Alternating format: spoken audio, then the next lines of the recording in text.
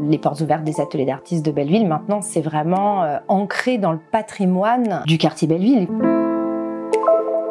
L'art, ça a toujours existé, donc c'est essentiel d'avoir des lieux où on peut s'exprimer.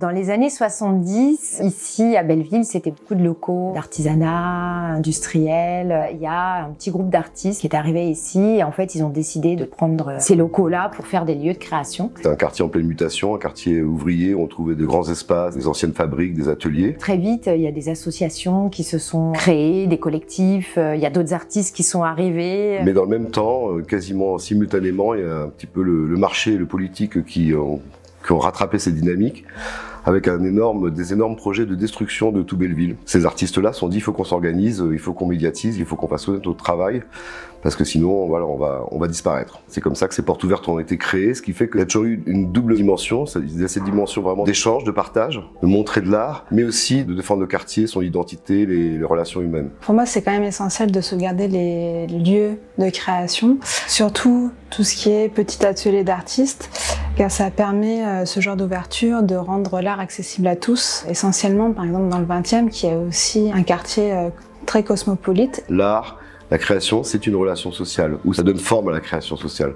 Ce que j'adore dans les portes ouvertes, c'est que vous trouverez aucune personne qui fasse la même chose que l'autre. C'est toujours l'expression d'une singularité. J'ai adhéré à l'association essentiellement pour être visible et qu'elle fasse un rôle de vitrine. Ça me fait rencontrer différents artistes. L'association fait un relais aussi d'informations par rapport aux événements, aux opportunités, aux projets d'expo, aux échanges internationaux qu'il peut y avoir. Il y a un petit réseau artistique qui donne la possibilité d'ouverture à des jeunes artistes comme moi. Ça fait 20 ans que je suis dans le quartier et c'était une vraie volonté de ma part d'habiter ici. Je l'ai choisi en fait et justement pour adhérer à l'association. Donc moi c'était vraiment une volonté d'arriver dans un quartier où il y a un pilier culturel, un vivier d'artistes. Il y a toute cette force de circulation de l'information, voilà, c'est la vie. Et je pense que c'est ça que les gens viennent chercher, c'est un supplément. On n'est plus dans le consumérisme, on est dans la vie. Les habitants du quartier, ça les valorise aussi parce qu'ils habitent dans un lieu où il se passe des choses, ça dynamise le quartier, ça le valorise.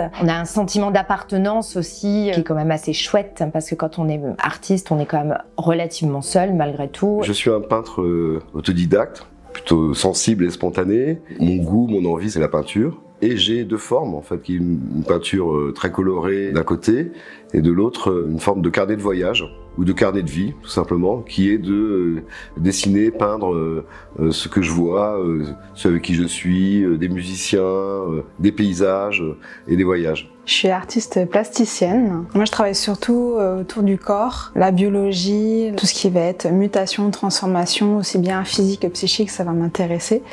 Et à partir de là, je lis beaucoup de tout ce qui est science-fiction et fantasy. Quand je crée, je m'imagine des univers que je souhaite faire partager au public. J'ai imaginé comme si c'était une ancienne civilisation qui avait la capacité d'avoir une peau phosphorescente en lien avec la bioluminescence. Donc moi je suis peintre, c'est mon métier. Mon travail a une dimension plutôt abstraite. J'ai aussi bien des œuvres à la peinture à l'huile, à l'acrylique, avec du pastel. Suivant mes humeurs, je peux travailler à l'aquarelle. Elle se nourrit de tout. De la nature, de voyage, ça peut être une lecture, ça peut être de la musique, ça peut être ce que je vis, ma vie personnelle.